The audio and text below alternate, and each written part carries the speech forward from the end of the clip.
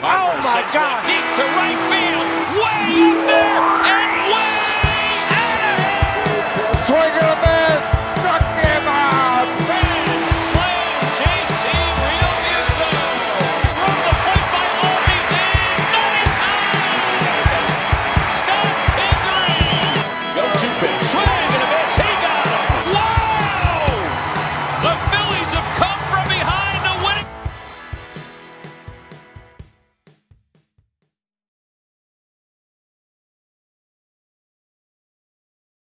Hey guys, and welcome to Broad Street to Britain, a UK Phillies podcast. And wow, we have got a lot to cover and an all-star lineup. I am joined by, as ever, from the Good Fight, Alex Carr. Alex, how are you, buddy? Mr. Dave, good to be here as always. And fresh from last night, it was a late one, wasn't it? Just a tad, yeah. Yeah. And as you can hear there, we are joined by a privilege to be joined by a former Phillies player and, of course, the Phillies radio analyst. It's Kevin Frandsen, everybody. Kevin, how are you? Dave, Alex, well, let's be honest here. 368 pitches, a post-game afterwards that I'm really new to. Yeah, I'm still recovering from that. I mean, what a night, right? I mean, even in a loss, it was one of those that you saw a fight from the Phillies that we truly haven't seen over a course of a consistent period of time now, right? Yeah. Where you actually got that little bit of belief and it got you back into the game. And so, yeah, that's the reason why I think I'm a little bit, I'm not going to say tired, but I mean, recovering from last night, because it was that lull in the second to that high that you're getting near in the bottom of the eighth inning after back-to-back homers. You're going, oh, it is on. And then it's not. And then you're oh, God. Yeah. But even the bottom of the ninth was so close. It was a good double play. That was a hell of a play by Dansby Swanson. That stretch, man. Here's the thing. Freddie's got like a size 15 shoe anyway. So like he's a jerk for being so good. And so nice. But I mean, the one thing that we've seen in the last couple of years is probably the most underrated, underappreciated, and I'm sorry to say it, but from the Braves side is Dansby Swanson. Mm-hmm. I mean, that guy, I don't care if he was a 1-1. There was significant pressure on the guy when he was with the D-backs, obviously. He breaks his jaw, gets hit in the jaw, and everyone's down on him right away, and you're like, okay. He gets traded to the Braves. He was good. Not great. He was good. And then each year, better and better. He is a hell of a player. So to make a play in the bottom of the ninth like he did, didn't surprise me. But it just it significantly popped the balloon on that whole thing, going, damn it, we had a chance. Ruined it. So he's one of those guys that I really love seeing succeed, though, just because he's had those peripherals and those really, really prone to breakout metrics on his side for the last 2 years, and he just hasn't gotten there. And this year he's taken off, and good for him. You know what? Exactly. You know what, guys, is that the correlation between him and Marcus Semien is enormous, and it's crazy because Ron Washington is a part of both of those guys' careers. Huge part. That's true. As an infield guy, as third base coach. But I'm just saying, there's such a correlation between those two, and how significant they are in this league as shortstops. I apologize that we're talking a little Braves right there, but I mean, I just appreciate great baseball and great play, and the play it took on Gene by Dansby Swanson. I mean, it was fantastic. I mean, it sucks, but it was beautiful. Conversely, though, we may not have even gotten to that situation had there been a review that could have happened. But anyway, it doesn't matter. So much happened last night. There's a lot of good stuff to glean from last night, even in a loss. And I think that is just as fun as winning. Remember, though, that play can't be – I mean, it can be reviewed, but it's not where it lands behind the base. Did it cross? And that's where they would have gotten nowhere. Because we already saw Ronald Acuna Jr., I mean, he was out on the pickoff in the first inning. Right. We didn't see his fingertips. Hell, I don't care if you didn't see his fingertips. His hand was still to the base when he was tagged. I mean, we saw a lot of that this season and this series. I mean, with the whole Ender and Ciarte tag at second. I mean, who's to say? Well, let's be honest. Everyone was on the same page. Roberto I mean, Ortiz Scott said he got him. Scott said he got him. So I'm inclined to say that. Exactly. Yeah, I want to believe Scott, but. You know what the great thing is about this team, this offense, is that everybody's contributing. Even when Harper's having a quiet day, McCutcheon, and another 2 hits from McCutcheon last night. Diddy, like what a player! What a player! Goslin was a little bit quiet last night, but and Kingery again. But Quinn came up again, and Quinn, such an important player, and it's just the versatility in this team now is something we haven't seen in a long time as well. And the belief, like, was that Girardi last night saying, right, we're 10-0 down, no pressure? Is that the manager? Because I've never seen that from this team since I've been following. I don't want to downplay what Joe Girardi's brought, but in that situation right there, that is that's a player thing. And if you want to attach Girardi to it, it was keeping the significant guys in the game still, right, and making sure that instead of getting them off their feet and all that stuff. My biggest takeaway was Didi's homer in the bottom half of the second inning was a little bit of a response. And we've seen throughout this year for this Phillies team in general, they can score in bunches in an inning, right? It's the following, do they get that shutdown inning? And the shutdown inning is significant early in the games, especially when you put up a crooked number. We saw against the Marlins in the very first series, they get a 4 spot in the first. What happened? Vince came out and gave up 4 or 3 right away, right? And it just cuts it. It just cuts it down. You had it in Toronto or in Buffalo against Toronto. You get the 7 in the first. What did they do? They hit a 3-run shot in the bottom half of that inning, and it just gives that little belief, right? And so that's on the players. That is on the players because a manager, a coach is not in the batter's box with you. So if you can make those at-bats still important in your mind, which they should always be. Us as fans could always say that, right? They should always be. It's like, it's tough. And then you add in the fact that there's no fans there. And sorry to the Fandemic crew, but there's a within the inside, right? Where you can hear people in the room. Surrounded. Yeah. So the Fandemic crew, by the way, is fantastic. Great. We love them. It's been great. Love them. Yeah. Love them. So it's nothing against that. It's just the fact that, like, look, Didi homers, and there's that, all right, guys, we got one back. And then you get the shutdown inning. You come right back, or, technically a shutdown inning. You come right back, and you put a 6 spot on. And now it's on. Like, you get 3 runs on the board there to make it 10-4, and you're like, oh, boys, one away from cutting off. And it matters because now there's 21 outs left after 3, and you're going, or after 2, you're going, there's 21 outs left. You start playing with outs. You don't give away outs as they did, late in the game with Gene Segura and getting doubled up. But the outs are important. And on the flip side, the Braves, we saw a couple, I'm not going to say costly moves, but Dansby maybe tries to, on Gene Segura's ball up the middle, maybe try to lay out, block it down, right? And just make sure that nothing happens after that. Well, there's that defensive and that momentum that was going. And so, I mean, so much last night for this team that you don't want to downplay the player on this. Joe Girardi is huge. Joe Girardi's been nothing but brilliant with this franchise and this fan base.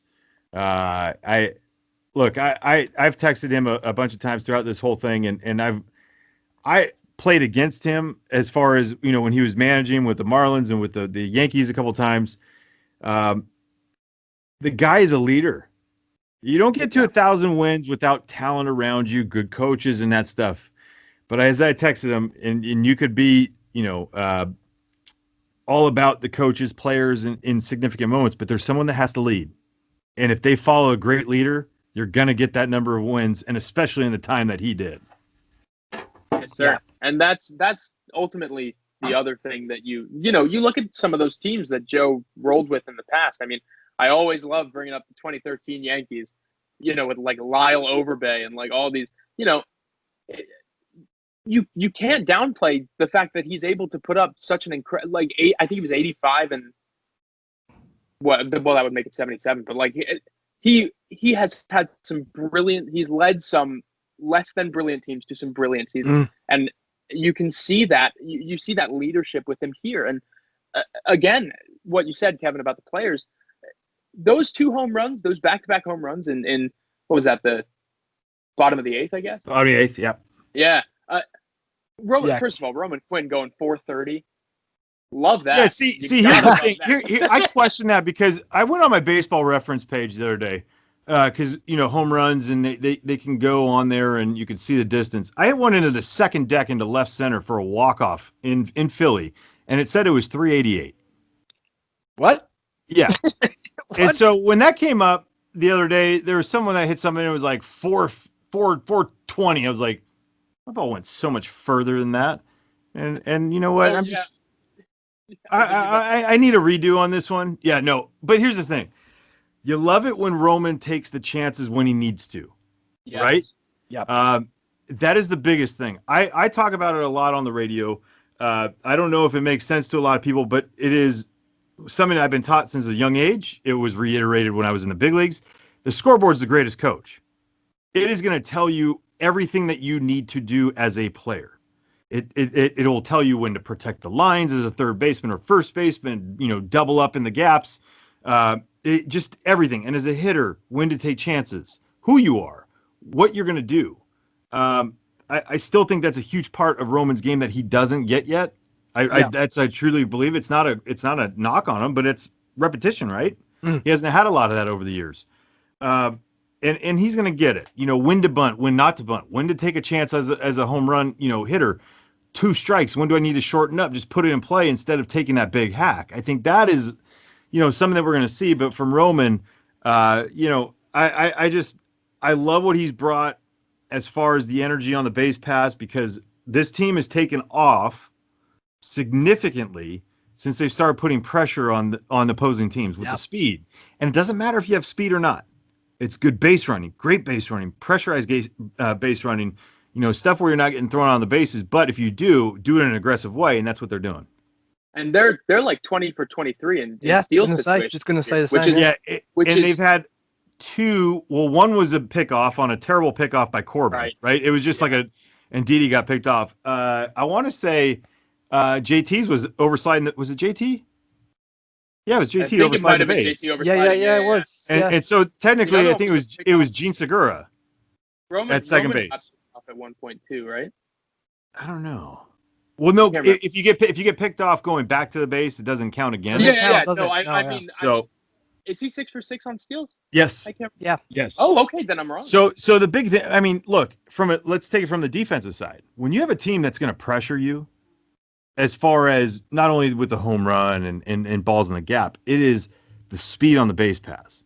Right. What that creates, that anxiety. You just want a little bit of anxiety towards that defense, and it sucks on the defensive side when you're having to, have that in the back of your mind. Like, where's the speed? Well, it's everywhere. What are they going to do here? It's like, the moment you start getting multiple thoughts going on a defender, there's a chance that some little mental mistake might happen. A physical error could happen because of that. And look, that's a lot on Roman. That's a lot on just the team in general. And I would love to see, Scott Kingery start finding ways to get on base because, having him get going would be even more exciting and more pressure on the opposing teams. Right. And go ahead, Dave. Go. I was going to say, the thing is with Quinn, you're talking about defensive errors. I've seen a few times now, Quinn stolen for second, and they've missed the pickoff because of his speed and straight to third. Yeah, twice already. And it's happened with Jean's had a couple as well where they've just missed it.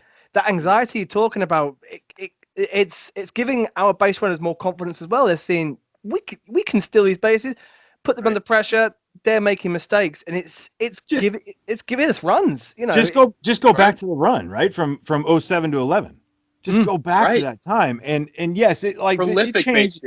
It changed a little bit, but you had one of the most dynamic, crews. When you look at it with Jimmy, Shane, and Jason Worth, Chase Utley, and you can go up and down that lineup and go, I don't care how slow guys were. They were aggressive on the base paths, but they were the most significant base runners. I mean, Jason and Chase were probably two of the best base runners we'll ever see. And that has nothing against Jimmy and Shane because they were fast, right? Yeah. Well, Chase and J-Dub were fast in their own regards, but they were brilliant upstairs. And, taking the extra bases, adding Davey Lopes at first base, as the first base coach and in the base running that they did, I mean, it was significant. I mean, then you add Shane and Jimmy stealing like almost 100 bases that year, a couple of years in a row. It's like, I'm getting nostalgic. But it's significant. It's significant because the best overall teams, right? Defense, offense, pitching, but the base running is a huge cog in that whole thing. And that's a part of, you could say, it's part of the offense. I separate it. I think base running is its own entity in the whole thing. And I think that if the best base running teams, not the most like stolen bases, but the best base running teams as far as being aggressive on the base paths, taking the extra base, having a great, not just good stolen base percentage, but a great stolen base percentage, taking the extra 90s, ball and dirt. We're seeing that. We're seeing the start, and it's creeping up on these teams as we're seeing poor catching displays as far as blocking balls in the dirt, not being able to get around a baseball. I mean, Travis d'Arnaud got lucky last night. I want to say it was actually in the ninth.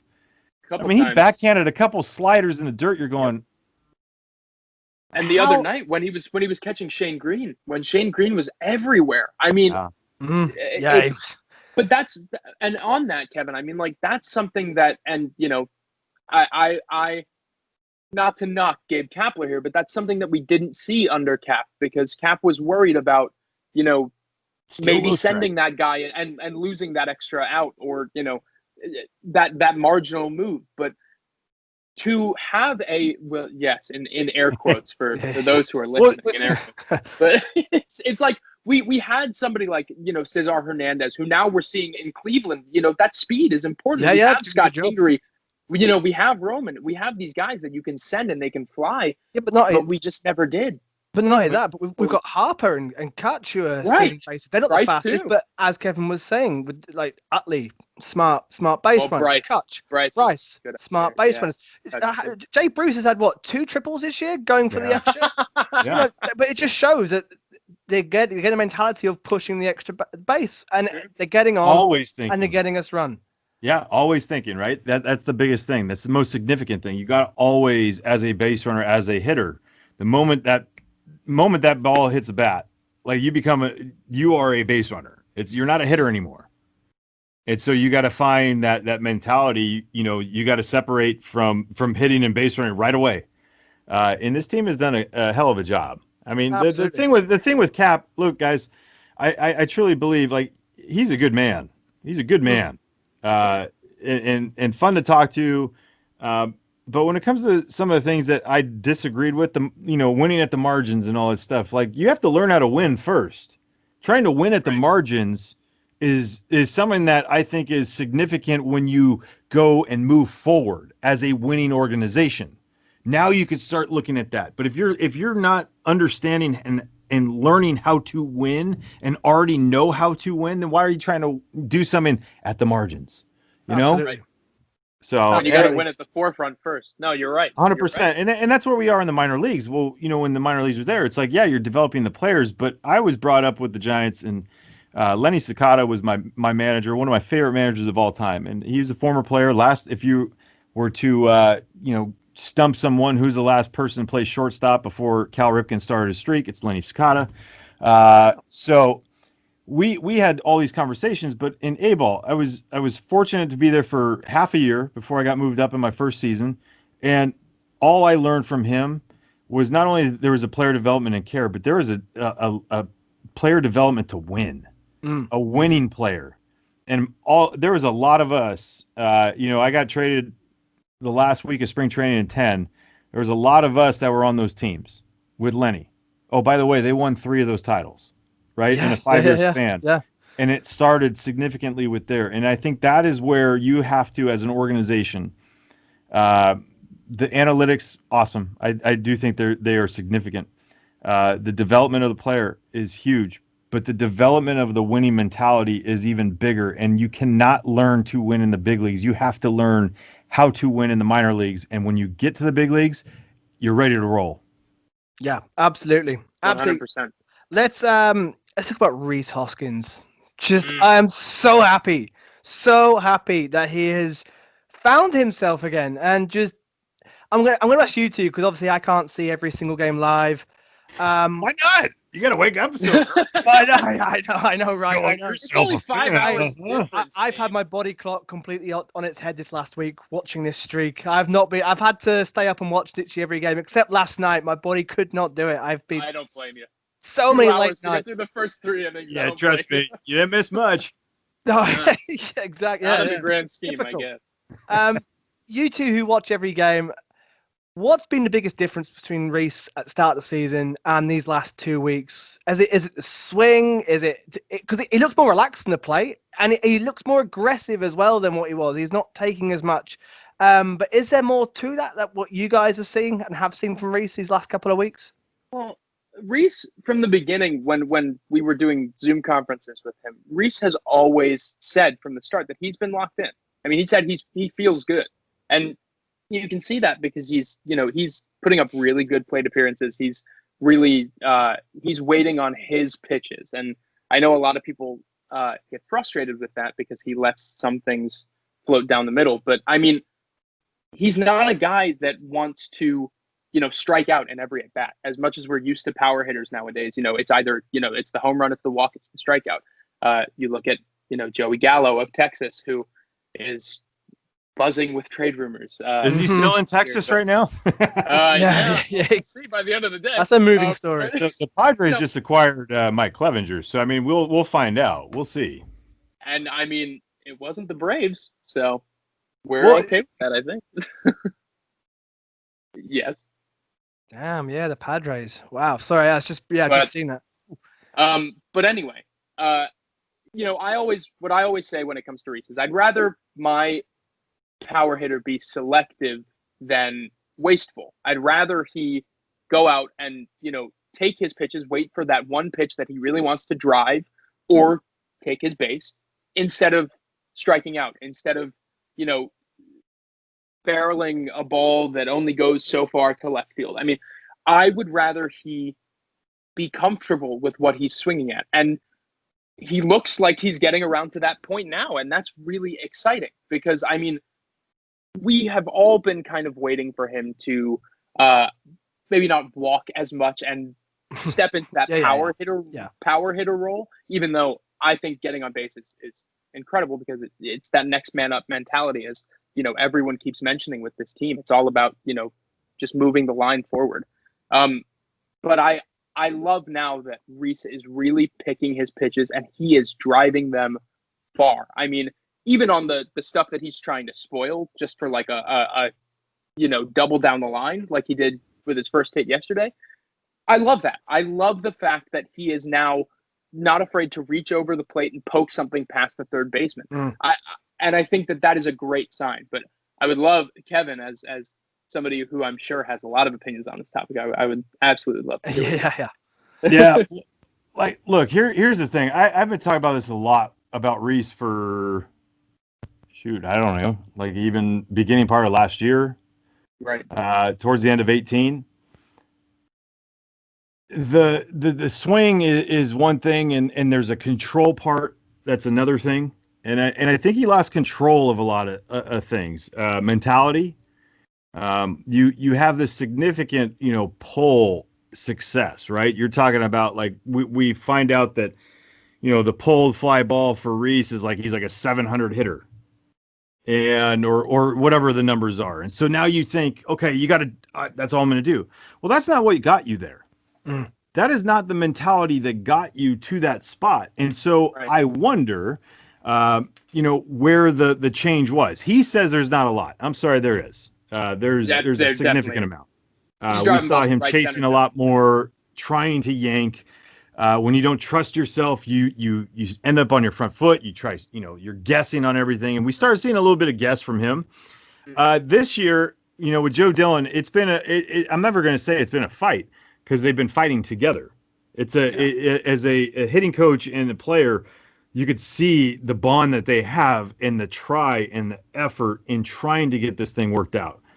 The use of right center field, and I'll actually go back to it. It is the very first series I did in 2018. It was my first regular season games as a broadcaster. We're in Tampa, and it was Jackie Robinson weekend and all that. Well, Reese had started the year out in 18 pretty slow, like first, 2 weeks? Yep. He hit a ball to right field, and I'm telling you, it was like 10 feet off the ground, and it just an absolute bullet caught. And I remember distinctly getting on the plane and being like, that, because that's going to lock you in. Yeah. I'm like, it doesn't mean that you're an opposite field hitter, but that means it's starting to get on time, that you're hitting the inside part of the baseball, not the outside part. You're going to get carry. Now you clip it just a few inches in front of that. What happens? That ball's gone to center. Yeah. Right? And so as we've seen Reese start to go, to right center, we've seen that pull have a little bit more carry. Not as much topspin. Yeah. And I've been bullish on this, and I've blamed him for this, and I've told him this. So I don't feel like wrong for saying it, but I'm like, look, if you lose that, you're not gonna regain it. But as an RBI guy, we've seen the best RBI guys. They're not pull guys. Yeah. They're stay up the middle. It. They're middle. Nelson Cruz. It is absolutely. And then what happens? What happens when they make a mistake up in the zone? Exactly. And it shoots them out the left. But that's the cool thing about Reese now is that we started to see that at the beginning of the year, and everyone was like, "Oh, Reese always hits balls hard. He's always sending stuff." No, not to right center. I mean, he had that 412-foot flyout against Garrett Cole. I looked at that and I was like, "Oh, that's a home run." First of all, in 29 other parks. Second of all, he does not. Prior to this season, he was not sending balls there. And I mean, he did that a good 3 or 4 times. And that is right when he came up. Look, he wasn't hitting balls the opposite field, but he was driving balls the other way for outs, maybe. Oh, yeah. And it is so significant. Because we're always looking in the analytical world. We're always looking for the one thing that's we got to attack and the strength and okay. But there's still the mental side. Mm-hmm. The one thing that, these hitting gurus on Twitter think that they know everything and they dismiss all these big leaguers and everything because they're jackasses, number one. But number two, they're trying to sell a product and all that. So you got to at least give them something. Right. The one thing they continue to never talk about is the mentality of a hitter. And the mentality of a hitter is, I was fortunate enough to play with some of the greatest hitters of our lifetime. Seriously. Number one, and maybe on the top of the list, is Barry Bonds. And I had a fantastic relationship, still have a relationship with Barry. And we've had conversations, and it's significant. But when he would think about hitting, he was thinking about staying on top of the baseball, and you'd have all these things, okay? So I bring it back to hitting Twitter, and see, he says that, but he does this. Okay, you guys are idiots if you don't open your mind and understand. If he doesn't think on top of the baseball and he just thinks this, it significantly changes that swing even more. Right. It's all that hit and miss. And so with Reese, as to go back on it, I think he got so much into the dip and drive and try to pull. I've talked about his hips of late. His hips are significant for me because the moment they really drop down, you'd see a significant, just watch his belt. If his belt drops down quite a bit, he's going to pop. I almost said it. He's going to pop crap up. And we see a lot of that. If his hips stay level and relatively, they don't go up and down a whole lot. I mean, the guy gets a lot of drive legs, no matter what. He tries to create more. And when you try to create more, what happens? Things go off. Your head starts moving. It's hard to hit a moving target. And for Reese, he, more than anything, needed a little bit of success. He needed that one homer to go. And then we've started to see the significant increase in confidence, overall. His takes aren't taking the take. His takes are, I'm ready to hit. I'm taking because I see it. Yeah. Right. Yeah. And I think, to even go to the point and at the very beginning, Dave, what you were saying about Rhys Hoskins, and we love seeing it. shoot, as broadcasters, as a friend of his, I feel like, because I both from Northern California, we talk all the time. I'm so proud of him because he is a hell of a human being. Number one, his work isn't eyewash. His work is real, and you feel for him when it wasn't going right, and you could see it always turning. So, I mean, to go back and say, man, we're all pumped for this, because we've seen the wear and tear on a mind. Now it's just we need to see the wear and tear happen a little bit on Scott Kingery, because we need to see significant changes there. Yeah.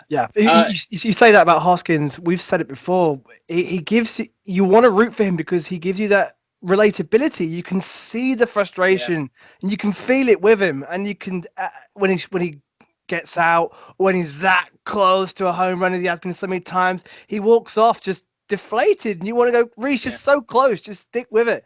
And I agree. With Alex, we have been on his bandwagon. We've always been behind him. It's there. We can all see it, and I'm so happy that he has broken out these last 2 weeks, and it's huge for the team, and it lifts everybody else as well. You can look at it. Okay, so like I talked about that red center mentality. What got Andrew McCutchen out of this whole thing? Number one, a little bit more trust in his knee, right?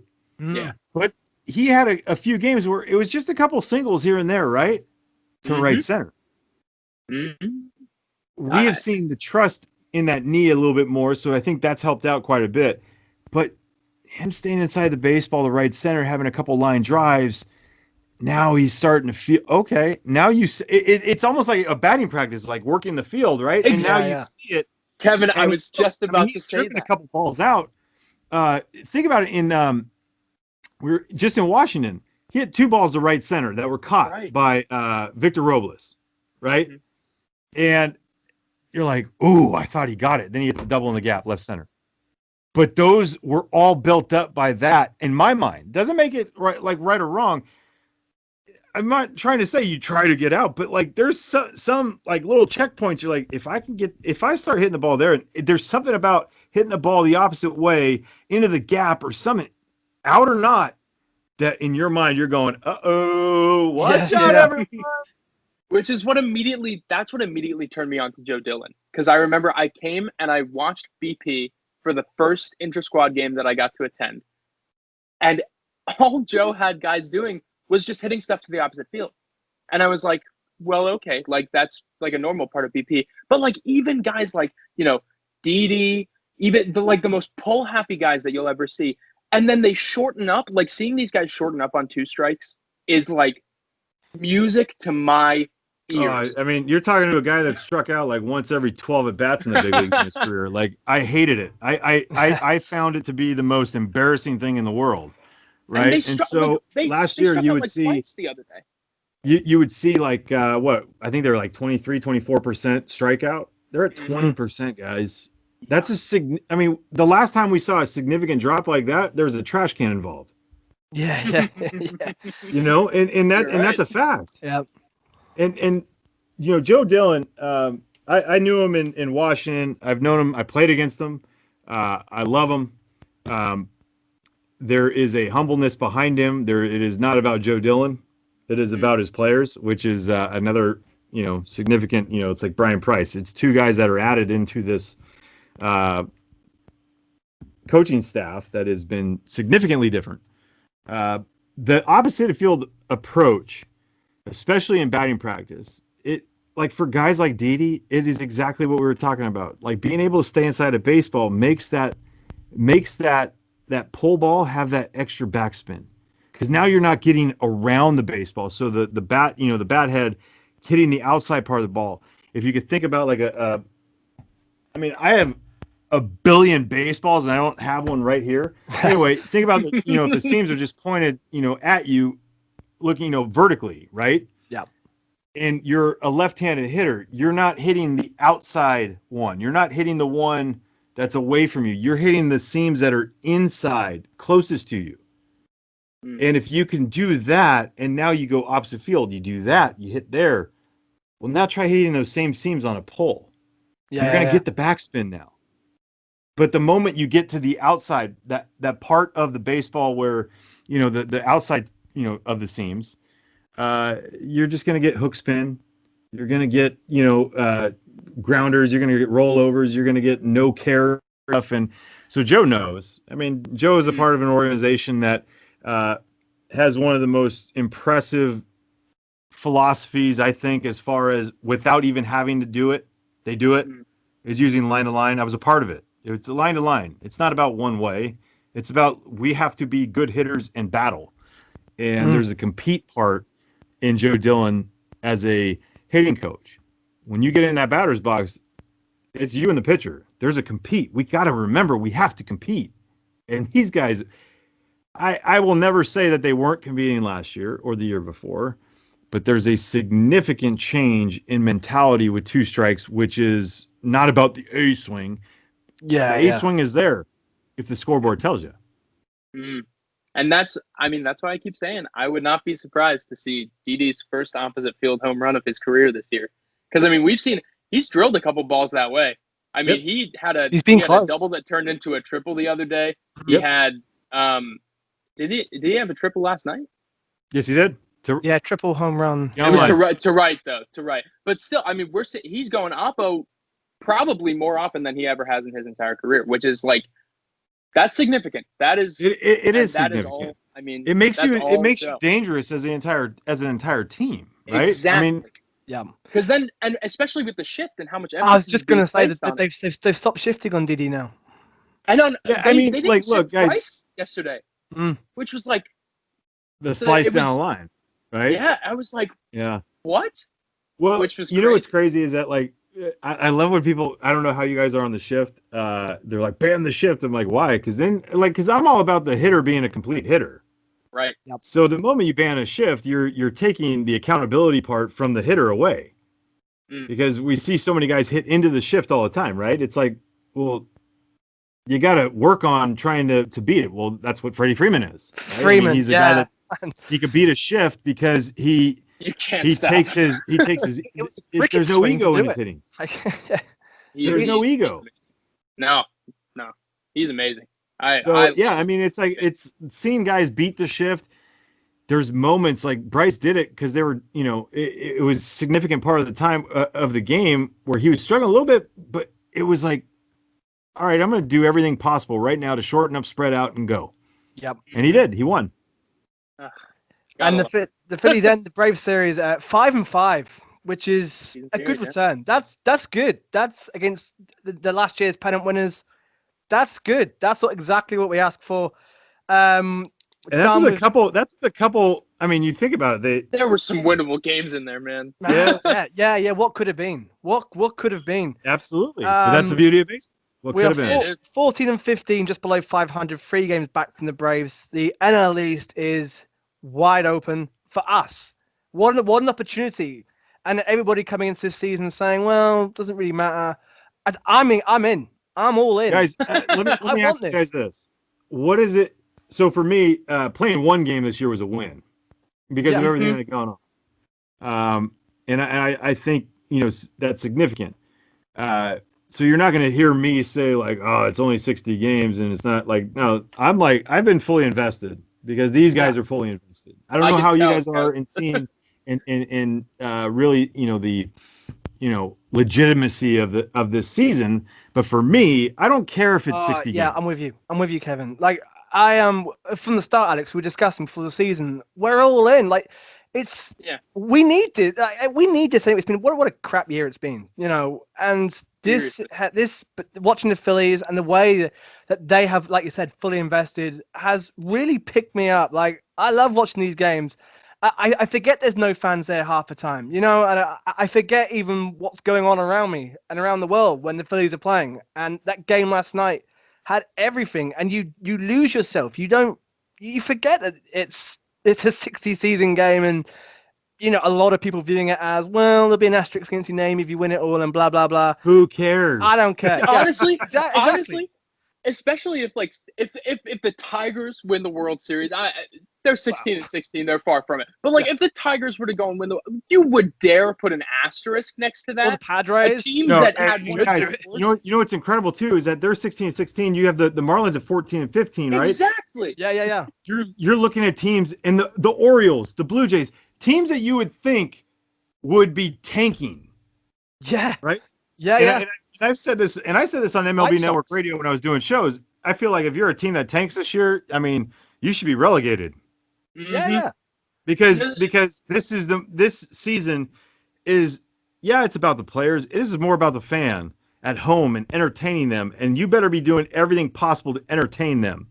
And the Pirates, the Red Sox, no chance. We understand that. They're, and I get it, but it's just like to see the teams that were not supposed to do anything be where they are right now in a shortened season. It is significant. And If we get all the way through and we do crown a champion, that's a win. And it's a win because as a society, we've seen a lot of change. We've seen a lot of hurt, a lot of death, a lot of everything.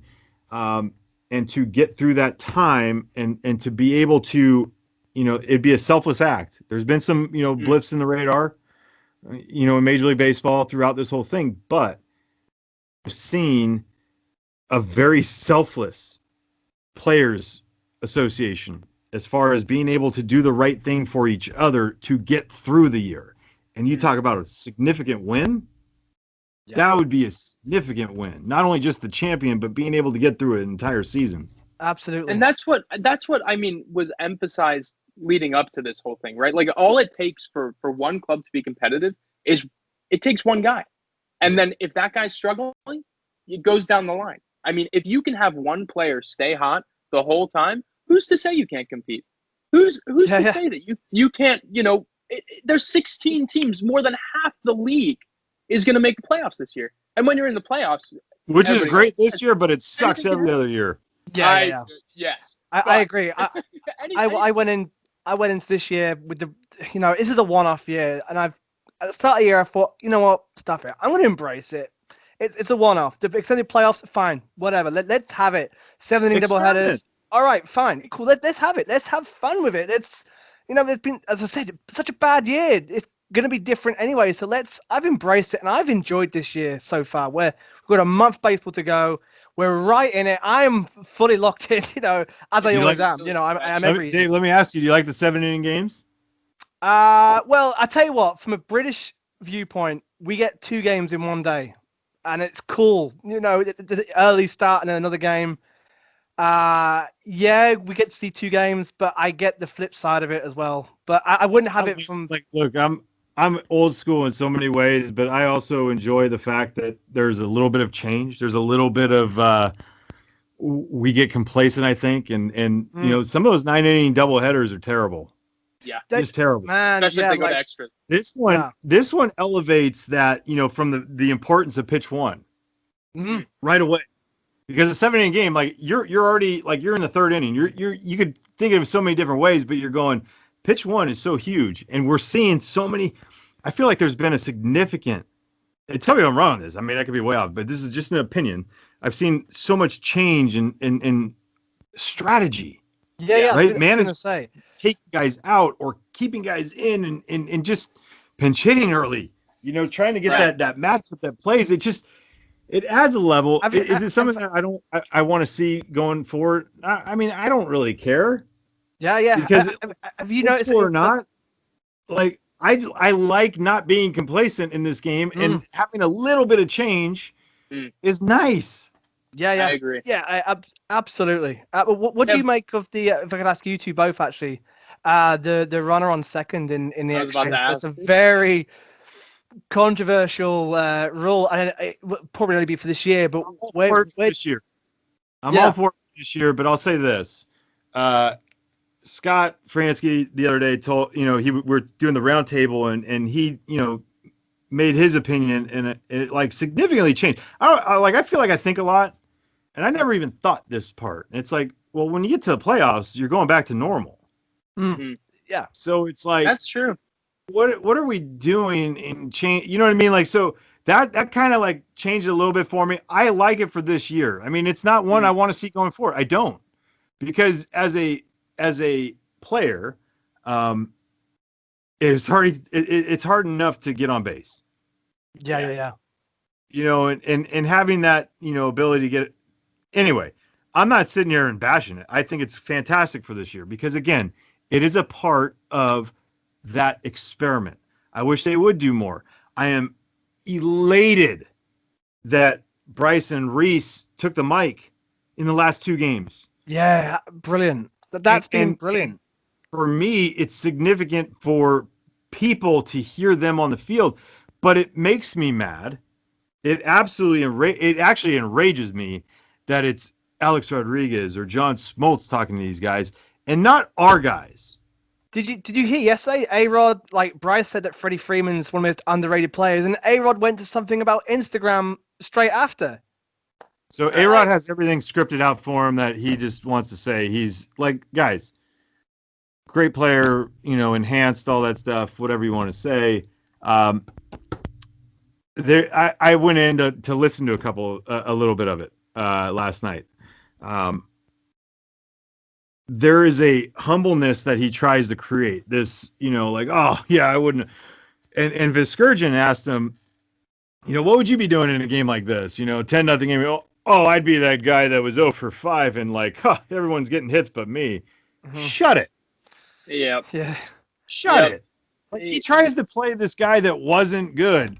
Hey, Alex, it's me, right? In the real world, like, yeah, I was a major league player, so I was better than a lot of people. I get that. But in the major league level, I was whatever. You know? Like, I could say that. I could say that. He's a guy that hit, 690 home runs or whatever it was, and, it's third all time in RBIs, and you're going, just save your comments on there.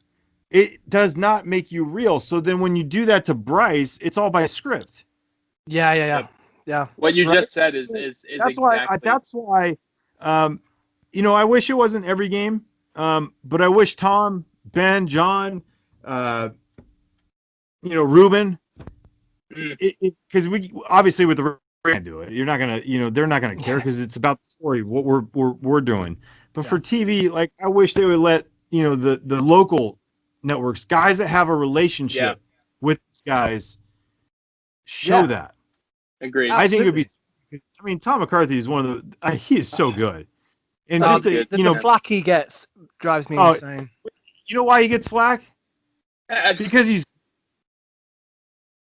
great. He gets flack because he's great. You don't see, like the bad ones really get flack. I'm sorry, you don't. That's true. You really don't. You're right. Nailed it. Yeah, but Joe still fucking crapped on because he's great.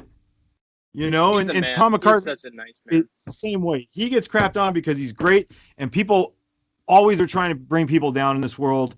And you know what? I would love to hear Tom be in someone's ear in the field, and I think it would be significant for our game. I think for regionally, I think it would be huge. It would be an added feature, especially in a year where we don't have any contact with these guys. And it sucks. Taken away from a lot of that.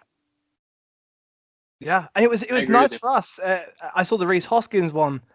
I learned more in that 5 minutes than I've ever learned anything watching baseball, and just to hear Reese's mentality. Like, he was already high in my books, but in coolness, like, he's up there. Like, how open, honest, and just... Here's the thing. For someone to say, like, when Smoltz asked him, like, how long did it take you to leave out, leave your at-bats, right after the out. Yeah. I'm not gonna say Reese is a liar, but liar. Like, you think about that until the next time you're up. And if you're one of those guys that isn't, like, damn. Because to me, it's either the bat's fault, the batting glove's fault, or the helmet's fault. Usually it was the helmet's fault.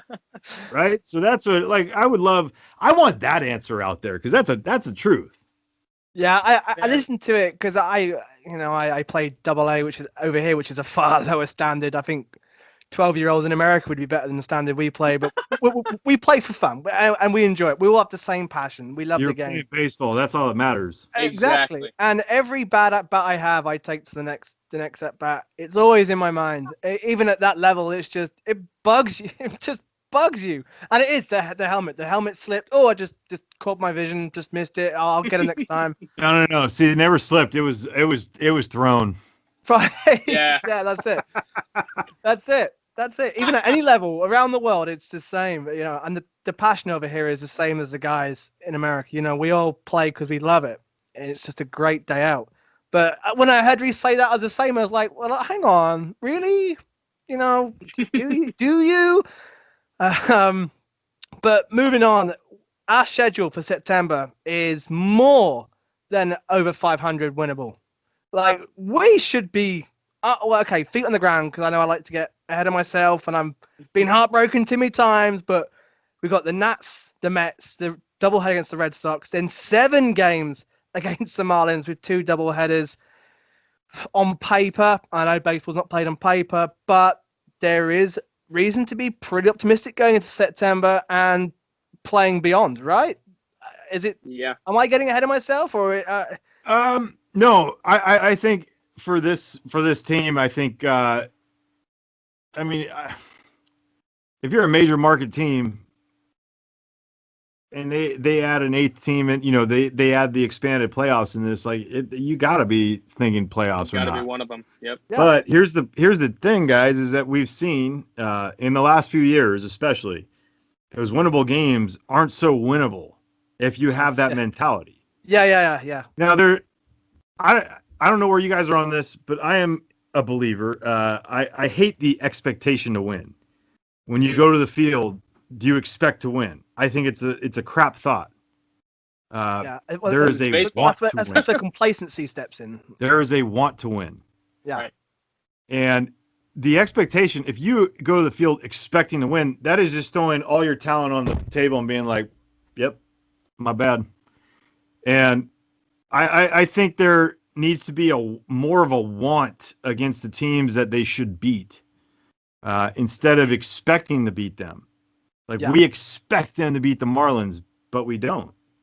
We're below 500 last year against a team that we did not want to win. Yeah. It felt like. Yeah, and it was the Marlins that cost us a postseason last season. Those series. But that's why the Nats. That's why I'm cautious. 5-14 against. But yeah. Yep. That's why I'm cautiously optimistic, because we need to see a significant change in mentality against the teams that they play against. It needs to be, I'm gonna put you into the ground.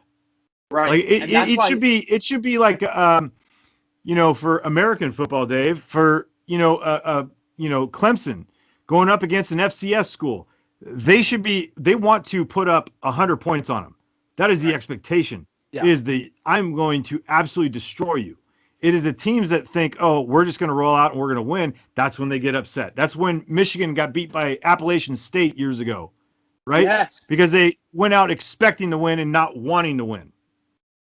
But that's why I feel like that's why we always keep seeing, the Phillies show up in series like the one that we just saw. And the Yankees. They convincingly win 2 of the first 3 games and then come back down by 10. They come back for 10 runs. I mean, they show up to those games. They know they can compete with those teams. Yeah. But then sometimes it seems to dissipate when they face the Marlins, or even I would even go as far as to say when they faced the Nationals last year, when the Nationals were 19-31. I would go as far as to say there was a little bit of arrogance there, just because they were confident in that they could, on paper, beat the Nationals. And lo and behold, we were 5-14 against them. I mean, that's pathetic. But when you manage off the paper, and this is not a slight, but this is a fact. You're right, Kevin. Because I fully embraced that the analytics are significant. Mm. But I also believe that if you should beat someone on paper and you believe that, I mean, you have a 50-50 chance to win. Exactly. Yeah. But if on paper you are supposed to win, but you don't care about that and you want to win, Like, screw it. I'm coming to the yard. I'm gonna rip these guys' throats out right now. I'm gonna Right. step. And I am just absolutely gonna. I think there's a correlation between those two that we don't talk about enough, because there's the paper, and then there's reality. And the reality is, do you want or do you expect? If you want, watch out. If you expect, scary. Yeah. And the reality was yesterday that, like, the fact that the Braves were getting Tommy Milone in was like a big deal. Otherwise, they were going to have to go bullpen game. You know, it was Huascar Ynoa and Still got a a whole game. And a litany of other guys. But that's the thing, that their expectation was they were going to get the Tommy Milone that was averaging 6 innings a start. That was, that's what they were planning on getting. And the Phillies shelled him. I mean, they did. And you just can't go into these games expecting that, you're Jake Arrieta because he threw a 5-inning, 54-pitch, killer start last week, doesn't mean that he's going to come back and do that again. And he definitely didn't. I mean, it's baseball. Like Kevin said, it's completely unpredictable, but that's what we love about it. So I think it's important that they go into these next 30 games with the mentality that they had last night, with the mentality that, we're down by 10 runs, but holy crap, we can put them on you just as fast. It's all about the 24 outs left, right? At that moment, That's it. it's like you come in, you got to think, like, because that's the thing is that, like, you score all those runs early on, it's like there's a lot of game left. Yep. And did we expect them? Seriously, did we expect them to come back and make it like we did? I went no. Based on that? No. But as a player as well, you kind of have that doubt. We get that, right? We all get that. Mm-hmm.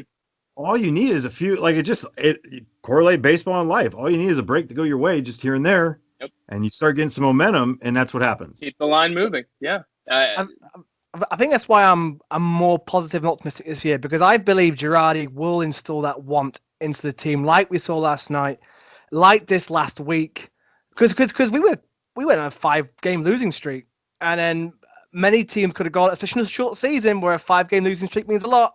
Many a team could have gone, well, that's probably it now this season. But Girardi just, and the players, like you said earlier on, collectively have come together and just 5-game win streak. Like, who saw that coming? Like, nobody. Well, because there's again, this is not to try to bash on it, but when you're trying to win at the margins, you're stressing over things that are out of your control in a game where you have to know and learn and see how to win. Yeah. Right? That learning and winning is how to win is not on a paper. And these guys have an instinct about them. And Girardi is a huge part of that with the coaching staff, where they're not taking their concentration away from what's at hand, task at hand. You know, like I was saying earlier, you have to learn how to win before you can learn how to win at the margins. If you're learning learning how to win at the margins, and you haven't learned how to win yet, you have a 500 to below 500 team. Yeah, right. You know, and it's Kevin, like you said. And again, this is not to bash anybody. No, because I really, like I said, I enjoyed Gabe, and I enjoyed talking to him. He thought differently. It challenged you, but anyway. He gave me a lot of opportunities, but I do have to say that, when it comes to the two different managerial styles, you look at Joe, and Joe, after that 5-game losing streak, sat down with his guys for what he called a brief meeting. Because they usually are. Exactly right. They talked it out, and then they went off. They lamented on it, like they let it marinate, but it was nothing like, they weren't dwelling on it.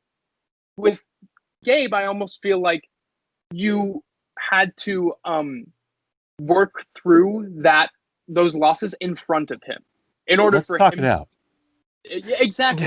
You had to talk it out in front of him so that he could know that you were processing it in front of him, so that he could also feel better about it, which I feel like is not that's just not, like, it's cool to be close with your guys, but to be on that level, I'm not sure is helpful as a guy that is supposed to be coaching these players. And I mean, I love Cap as a human being, but I definitely see the change in style. And I think it works better for this group of guys because they're so young, because they're so they want to win. They're eager. They are hungry. And I think that Joe's presence has just done immeasurable amount of good. There's a Because they needed there's a that. genuine belief, right, in guys. There's not going out of the way to be Right. like, oh, well, he had a great take tonight, and that, thinking that the player's going to hear it and go, man, he loves me. It's like, no, there's a genuine belief behind what's reality in front of you, right? And what we've all seen. You don't need to go out of the way to praise someone because a player should know. Now, there's times where we all know that a guy should get praise when he needs to because it's a part of the whole process of like pepping him up a little bit, right? Right. But there's also accountability too, and we've heard that from Joe, where the mentalities almost too much accountability from Joe. Yeah, exactly. Yeah. But I agree. Even the guys are they're hustling better as well. To first base. Small example like that, but it's and I think Diddy coming in with Joe, and having worked with Joe Girardi before, helping probably even relay what Joe wants. Joe can put it out there, and Diddy can show on the field and show in training. This is what Joe is trying to show you guys. I think Diddy's been just as important off the field than he has off the field, and I think he does a lot more than what he gets credit for. I agree. I look. The problem is that we don't get to see it enough this year. I saw it definitely in spring before the pandemic and everything, and his significance to this franchise already. But yeah, I mean, Didi's special. I mean, we knew it before he was here. He could have fallen flat on his face this year, and I would still say the same thing because I've seen him year after year put up either numbers or be the good person consistently that he is. Yeah. So that's just to see him on an everyday basis has been so much fun. Yeah. Oh yeah. Yeah. Absolutely. My first day at Citizens Bank after the layoff, he was the first person I ran into, and he hailed me from across the street. He was like, "Hey, how you doing?" I was like, "I'm good, man. How are you?" He was like, "Oh, you know me, always smiling." And I was like, always. Wow. Always. I was like, "Wow, this guy is like he is a good man. He is a good man, and he's a great player. And the guy speaks 4 languages. He's worldly, but like he's knighted. I mean, that's pretty cool. But he is just a good man. You're not knighted? I mean, maybe one day. By yourself, probably, yeah. By me. But if you put Diddy and Kutch as well, those 2 characters in that dressing room, like as a youngster, or if not as a youngster, as anybody, as any human, you can't help but be lifted by those 2 in your locker room. Jay Bruce. If you're Alex Bohm, I mean, we saw it in Atlanta when he made a few errors, and people we highlighted Joe saying something, but Didi was with him the entire time. Like walked over, said a few things, stayed right by his side because it's a lonely moment. You make errors, and you make errors consecutively. It dwells on you, right? Yeah. You feel like you're alone in this whole thing, but Jimmy did it a few times to me when I was, playing third base and in a new role, basically, after playing second base for so long.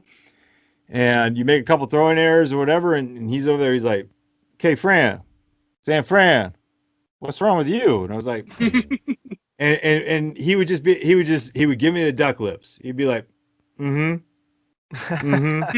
got your back. And it was so significant. Yeah. Right. It was. And so seeing that with Alec and Didi and seeing, I mean, you guys, as a young guy having a veteran presence like that, I had Omar Vizquel, right? And you talk about greats. Yeah. But he never made like, why aren't you making that play? Why aren't you doing this? He never made you feel that way. He'd be like, "Hey, man, don't worry about it. Like, next one, you got it." And it's like, okay, Omar's saying that. And it pumps you up. Well, Didi does that to someone, and it's going to pump you up. It's going to get you over that hump. Yeah, I feel like that is such an undervalued commodity in this game. Because you look yesterday, Davy Garcia of the Yankees, I don't know if you guys got to watch his start. He was excellent. But that's a 21-year-old kid being caught by Eric Kratz, one of the greatest humans. I mean, you talk about just veteran presence, a 40-year-old brilliant catcher who has managed to, just keep navigating his way through the game. But I mean, he is just such a wonderful man. And Davey put all his trust in Kratzy's game, and they went right through. He was spectacular, and they hugged it out. At the end, they'd get back in the dugout. They'd, keep conversing. I just love seeing that in this game where, so many people, like you keep hammering on, Kevin. I mean, so many people just completely throw out the window this mental aspect of this game. And it's such a big part of the game. I mean, I think it's the most significant because the physical tools are going to be there. Right. You're in that spot. It's the people that mentally are strong enough, but mentally that understand just being able to process what got them there and how they can go, and make the adjustments. It's not always just the physical part. It's just like I was saying, if it's up here, like with Rhys Hoskins, if you lose just a little bit of a thought of going the other way because you're like, oh, I'm, XYZ over to left with a pull. Like my numbers are this, like it should be that way. Well, that's not what led you there. Now, is that what led you to make that error in the field? No, because I wasn't thinking, well, maybe you put yourself in a spot where you prep yourself, right? Like your pre-pitch preparation, like, knowing the runner's speed, what he likes to do. You have the card, all that, get it done. Yeah. Right. Have that checklist, and it's up here because the mental part of the game, that's what will win games and lose games because we see a lot of mental errors that lose games in significant spots. Why? Because the moment's too big for them? Maybe. Or maybe that moment, they weren't able to think through that normal process of theirs. Right. Because things speed up. And that is the mental side. And that is what is overlooked way too much. And I say it again, the analytics are important, but it's how you process the analytics. It's how you process the situation that the scoreboard is telling you what it means. Right. Yeah. And I feel like that's something that we saw. I mean, a lot of people don't like to attribute just like mental processes as like a reason for struggles or anything like that, especially people on Twitter, but we don't even want to get started on that. But I feel like that's why a lot of people were so quick to judge Bryce Harper when he came to Philadelphia first. Because, I mean, you look at Bryce and you saw in his free agent year, obviously playing it safe on the defensive end, puts up, 100%. puts up not as much. But you'd be stupid to go out there and make a silly mistake. 100%. You're like, you're getting $300 million plus. Right. I mean, for the love of the game, I get it. But also, like, that is different. That's not making you rich. That's making you wealthy. Right. Yeah. It's like you would be silly to risk your health in that situation. Obviously, meaning that he's going to put up a little bit less of a defensive resume than he might have normally. Then he comes to Philadelphia playing on a $330 million contract.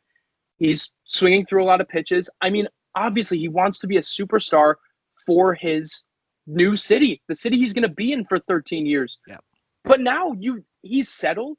He's here. He's not worried about a thing. And he's putting up an MVP caliber season. I mean, that's not a coincidence. I wouldn't think. No. And I don't personally know Bryce, and but I've heard him speak many times, and I've gotten to learn a lot from him. Yeah, this go is ahead. this is the Bryce I knew before guys would show up in our locker room in 14. His locker was right next to mine. We talk all the time, and when guys would show up, it's like he almost like kind of buttoned up, trying to like appease all the older guys. When it was just like that was one of my most significant things to guys that from the outside looking in and then being inside there with him was, I hope he gets to enjoy these days. Right. As a big leaguer, as a young big leaguer, because there's so many expectations from the outside world, but there's also huge expectations by him that he put on himself. Yep. But what we see now is what he was always before. Yep. Like before the guys would show up. I mean, you talk about conversations, we talk about hockey. He and I both have a love for hockey, and it'd be just back and forth, the whole time. I was hard on him as an older guy, but not over like really baseball stuff. It was just to crush him as a young guy, like make sure like, hey, like when we could treat you like this and have fun with you, and you could, give it right back, that's significant for a franchise. Mm. You see it with And the I bet Warriors. Why did the Warriors take off and ascend the way they did? Because Steve Kerr was able to do like a Popovich on Tim Duncan. If he could unload on Tim Duncan, everyone's going to follow. Well, if Steve Kerr can unload on Steph Curry, people are going to follow. Be like, look, he's not off limits, right? And so, for a player's perspective, I mean, like with Jason Worth, that's why you see, I think, a lot of what Bryce is now. J-Dub was hard on him, honestly, in a loving way, hard on him though, because Jason believed in the player that he could be, and not about expectation of money and all this. Like, no, it's about what you could do for a franchise and the expectations and how you carry yourself. And Bryce never carried himself wrong. He carried himself with passion. Yeah, and people hated that because he carried himself with passion. Yes. And that, what we're seeing in the outfield, I mean, Jason was a really good outfielder. He took it serious, took his work serious. Well, we're seeing an older, wiser Bryce, I guess, in the whole situation. But I mean, he is who he is, and it's pretty fun to watch every day. Absolutely. You want to talk about somebody to teach you, how to act like a professional ball player. I mean, J-Dub is the well. You could say it with Jason, but I mean, you had Adam LaRoche, you had I mean, you have Ryan Zimmerman, and you had still one of my favorite, if not my most favorite teammate ever, is Ian Desmond. I mean, you're surrounded by guys, and myself. You know what I mean? Like we. Oh yeah. Yeah, for sure. Don't sell yourself short here, Kev. You're it's just about being accountable as a teammate and all. So no, but guys, to be able to put up the numbers that they did, to have the success that they did, but have the care and love that they did about not only teammates but about being a professional, I think goes beyond a lot of things. And it you could talk about it in the baseball world. You can talk about every walk of life, right? The people that you surround yourself with, the ones that are successful, like there's a professionalism behind it. Right? There's something behind it that makes you follow or want to be like. It's not just the success, but it's the mentality that gets you there. For me, like, look, I had Mike Krukow and Dwayne Kuiper. That's who I grew up listening to and being around and talking a lot to get into this. And then I meet Scott, like at post playing, meeting Scott, knowing Scott as a player is one thing, but being able to see and watch a pro, and Tom McCarthy watch a pro go from sport to sport, and the game's just like this, as smooth as can be. Yeah, and to Jim Jackson, to go from hockey to do baseball, and you're like, I'm around pros. I'm around people that I think, as we found out with Ryan Zimmerman, with Ian Desmond, Jason Worth, they loved baseball. And that is a huge thing, because not only does Tom, Jim, and Scott love baseball, but they love broadcasting and telling the story of the games. And for Jim, hockey. For Tom, baseball and the NFL and college basketball. There is a love and a passion, not only for sport, but for what they do. And that's easy to follow.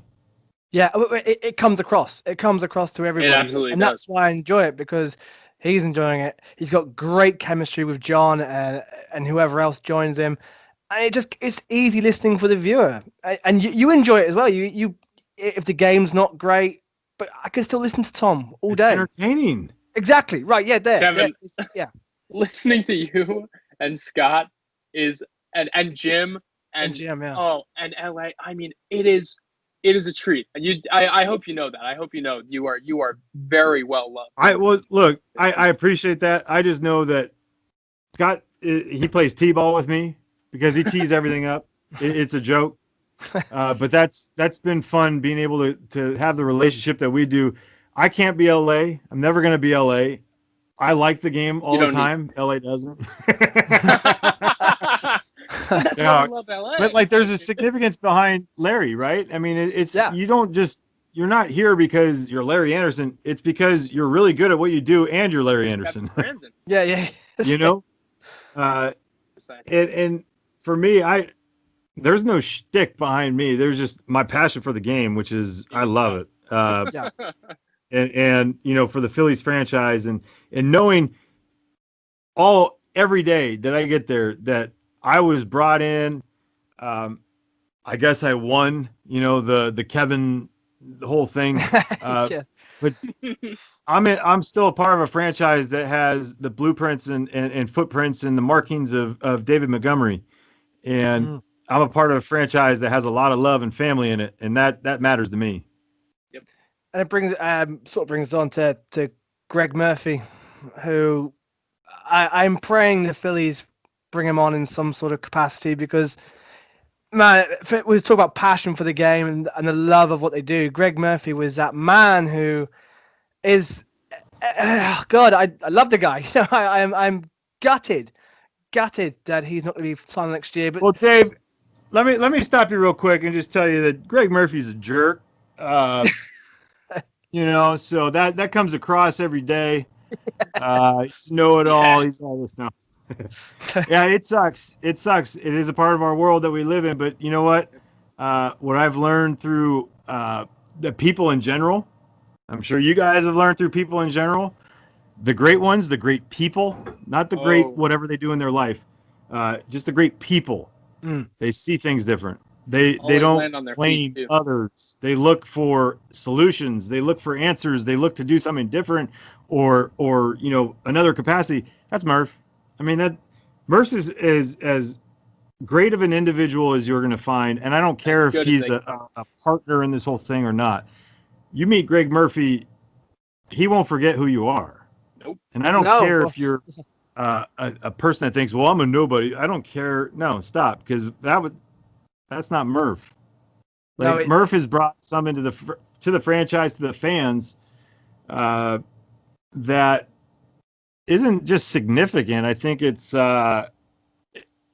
was compassionate, right? Yeah. Well, a classic example. He interviewed me at Citizens Bank Park back in 2018, and then I thought nothing of it. And then he messaged me 2 days afterwards on Twitter, going, "Hey, it was great to meet you guys. If you're ever back in the area or back in Philly, let me know." So I did last year, thinking nothing of it. I said, "Oh, Greg, I'm back in Philly.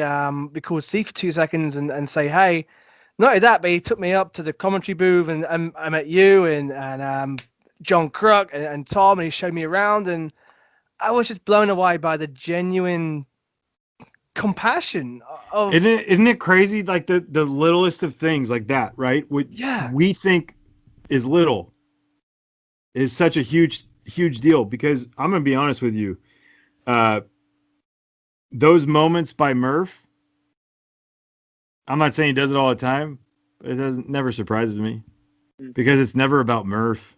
And we live in a world that is so I-oriented. It's not about we. It's not about you. It's about me, all this stuff.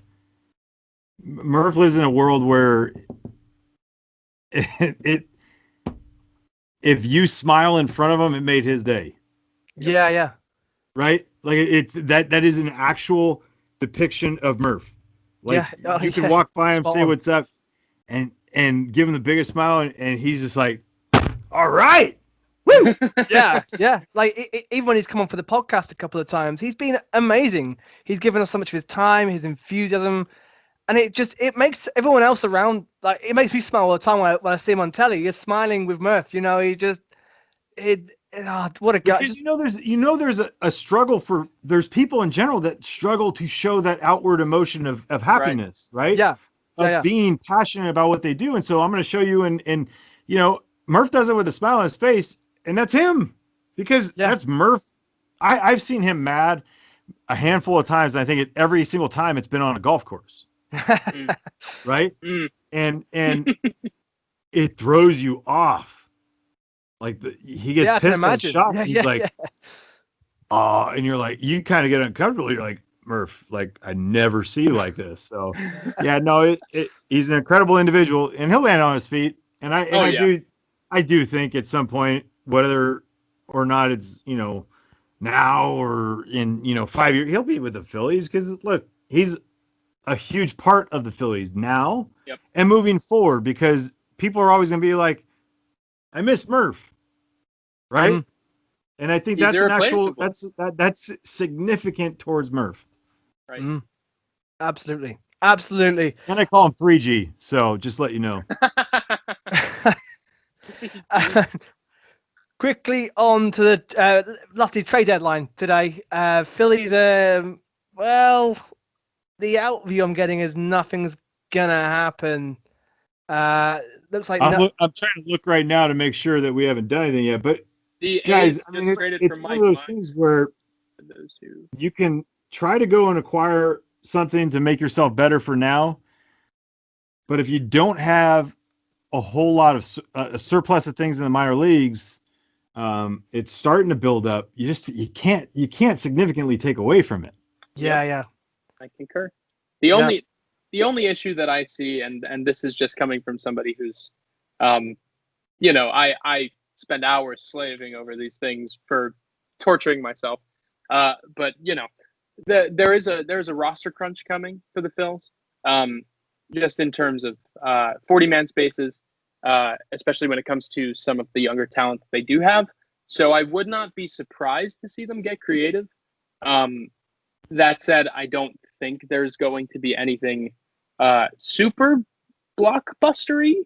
But I still think there's probably a move for a reliever left.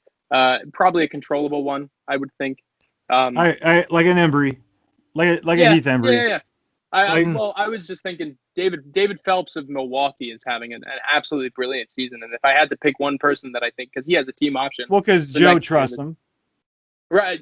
Precisely. So it's probably going to be a move like that, and I honestly I have no idea. This organization is so airtight, and I feel like we always say that. And we'll see if something big does happen. That'll be great, or maybe not so great. But do you think a sixth starter is going to be needed? Because we've got a lot of double headers coming up, especially in the middle of September.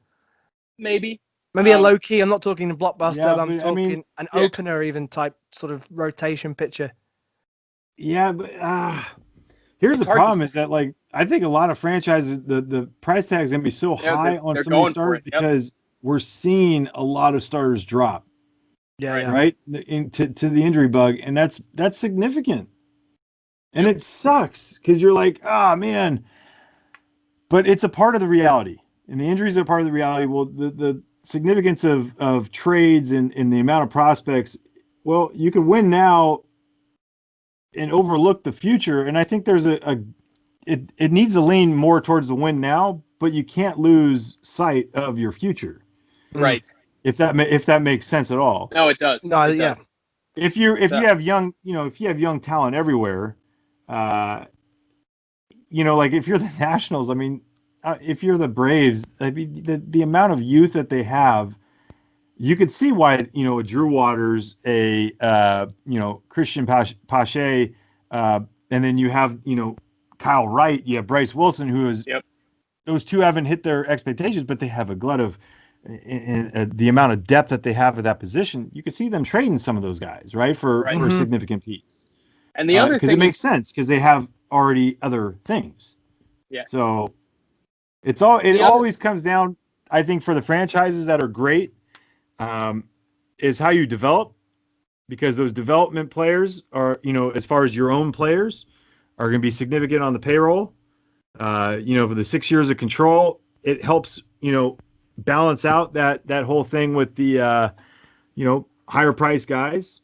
But don't give me Bryce Harper's a high price guy. Don't ever, you can never tell me that Bryce Harper is ever going to be a high price guy. If he's $25 million, he's at a price where a lot of people would say, well, yeah, that's fine. They always go 330 million. It's like, it doesn't matter. It's about his it's about his AAV. His last 3 years in his contract, he's down to 21 or 22 million. He has given this franchise the ability to move forward significantly with him involved. Absolutely. Yep. And another thing about, significant trades at the deadline, and Kevin, I'm sure you will attest to this. They really don't want to mess with the team chemistry.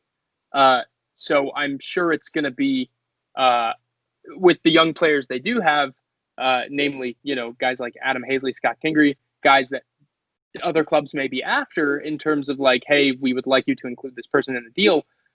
There's a chemistry that they've built now that I'm sure is it's altered. hard. I think there's a realistic sense in a clubhouse where where you can upgrade, Sure.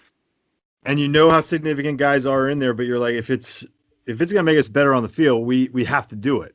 I think the David Robertson injury, the setback, not the injury, but the setback, I think really changed mentality of Matt Klentak, Ned Rice, where they have to go, because I think that was going to be an addition, right? That was a trade. Yeah, that was functionally a trade. Yes. So with that happening, I don't know what they do.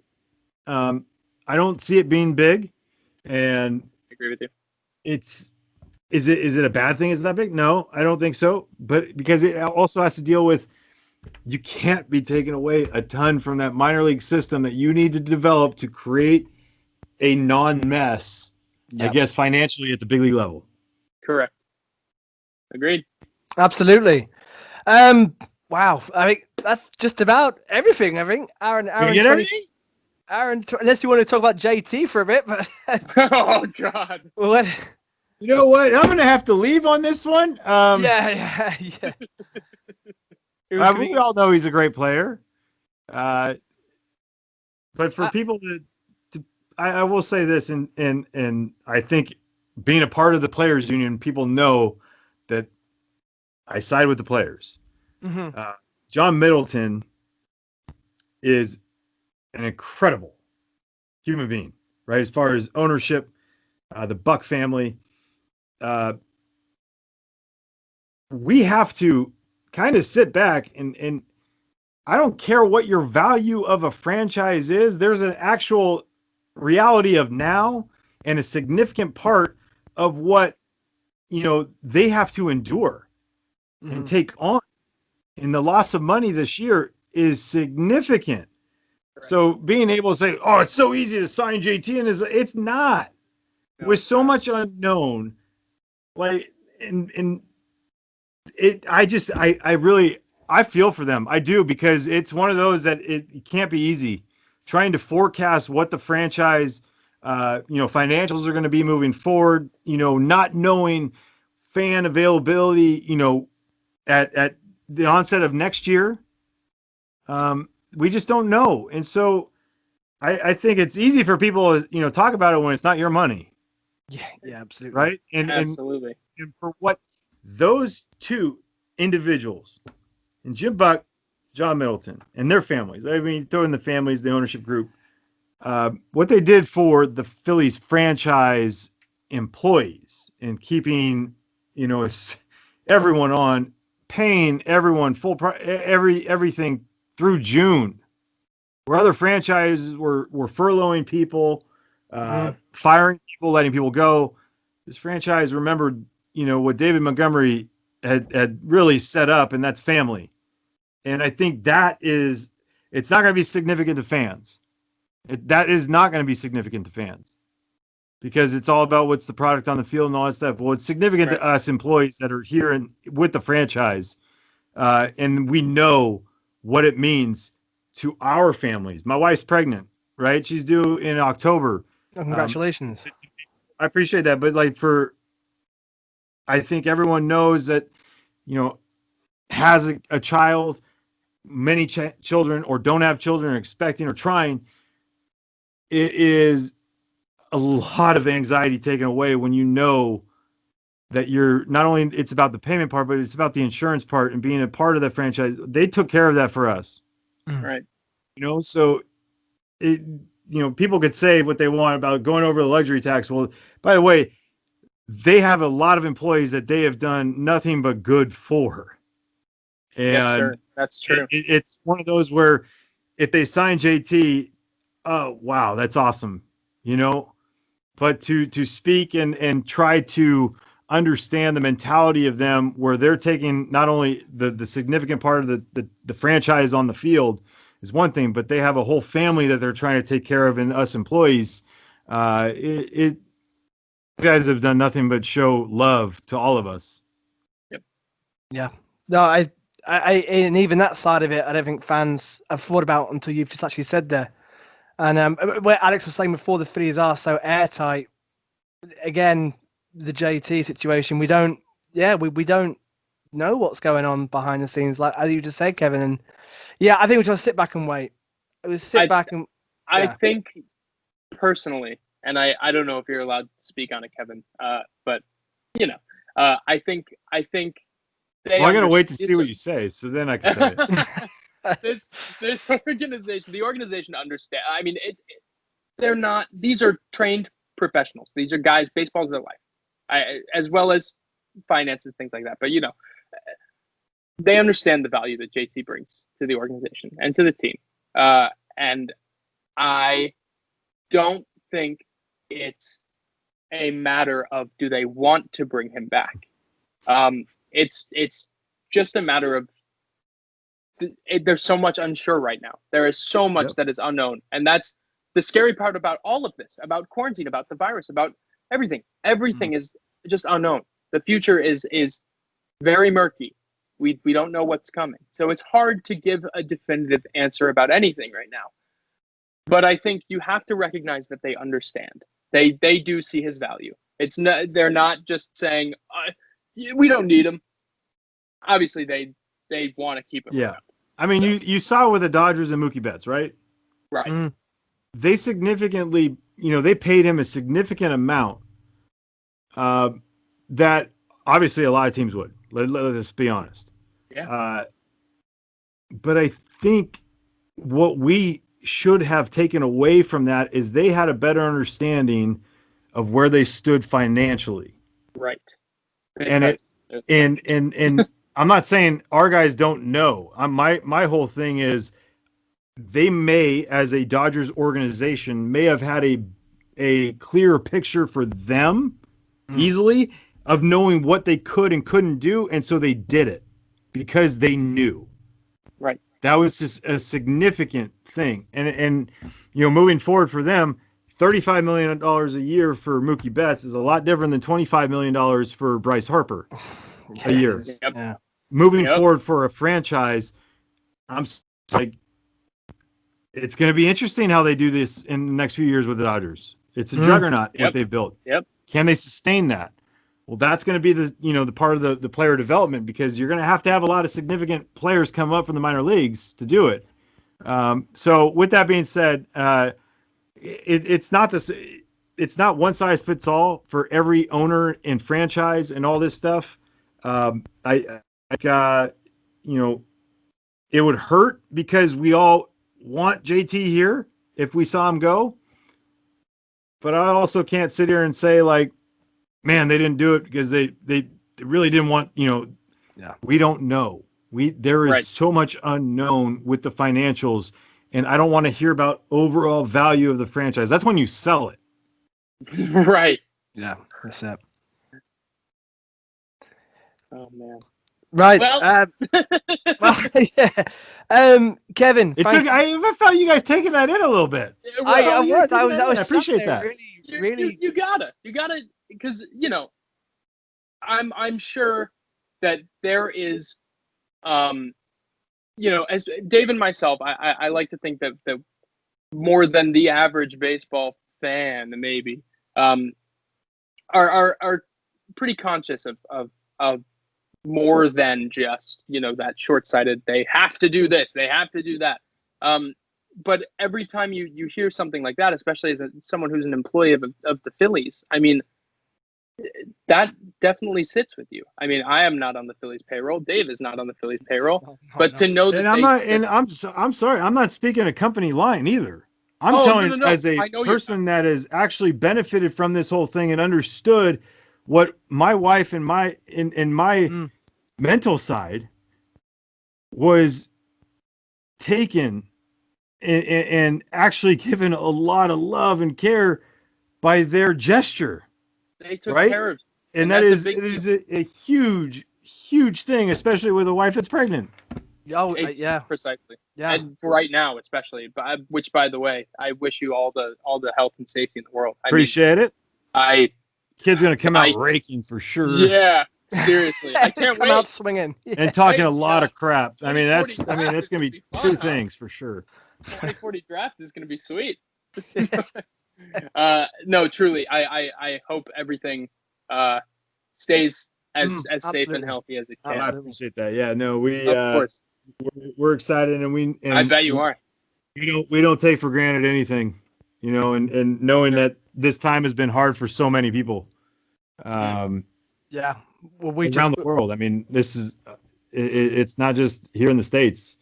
Obviously, with Dave and everyone over there, it's like it's it's tough because we've got a 1-year-old, and my wife was on maternity during COVID, and her job went with COVID, so we were down to nothing. So we, like you said, take nothing for granted. That's something that I've learned a lot this year is to through our toughest times, we find out about a lot about ourselves, and we reimagine how Yes, we sir. think about ourselves and our situations, and we obviously don't want situations like this, but it was dealt, and it's how you handle it. It's how exactly. you move forward, and it's when you look to your right and left, you got someone significant next to you, and we got to remember that there's been a lot of love in our family, in our household, and I think that you know you're not going to take for granted. You can't be like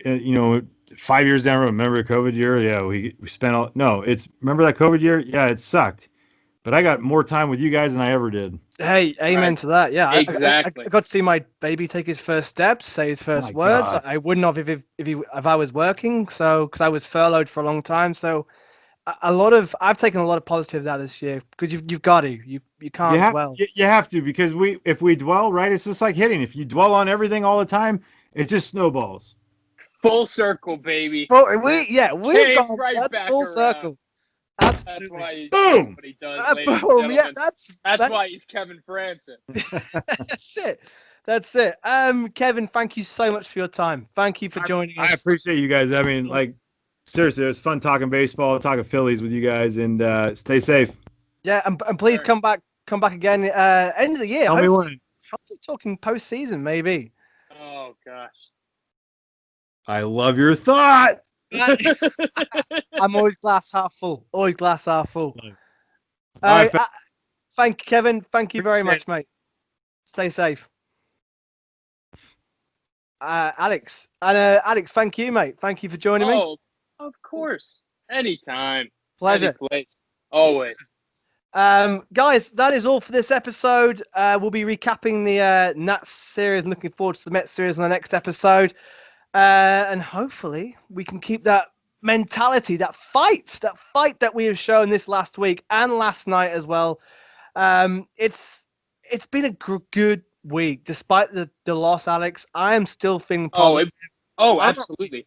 And I'm pumped for this week. Nats, Mets, bring it on. Then the Red Sox, then the Marlins for a whole week.